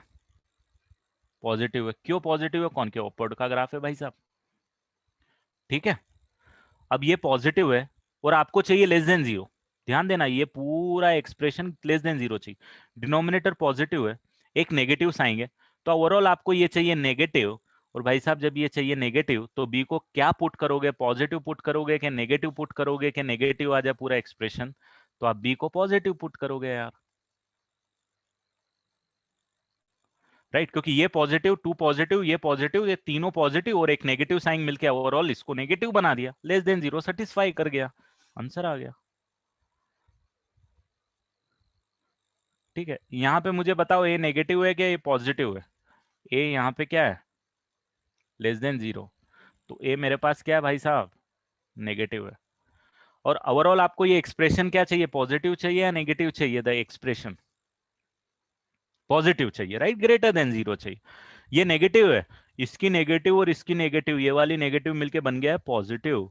तो अब ये भी चला गया, ये और ये तीनों मिलके हो गए हैं कितने? पॉजिटिव। अब बी को क्या पुट करूंगा?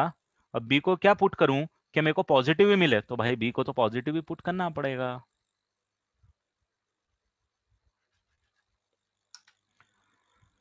क्लियर है? थोड़ा सा और बी में कंफ्यूजन होता है बेटा, डोंट वरी अबाउट इट। एक बार और मैं सारी नेक्स्ट क्लास के स्टार्टिंग में फिर मैं थोड़ा सा आपको ये सारी चीजें एक बार और बताऊंगा। ठीक है, चलो, होमवर्क एंड एवरीथिंग ग्रुप पे मिल जाएगा आपको। ठीक है, आज की क्लास एंड करते हैं। Bye bye and take care everyone. Previous slide चाहिए भाई तो ये प्रीवियस स्लाइड ले ले। द लिस्ट इंपॉर्टेंट स्लाइड अभी के लिए यही वाली है ना, मतलब अपने आप में बहुत इंपॉर्टेंट है, बहुत हाई कॉन्सेप्ट है, अच्छे क्वेश्चंस आते हैं, बट अभी जिस स्टेज पे आप हो उस स्टेज पे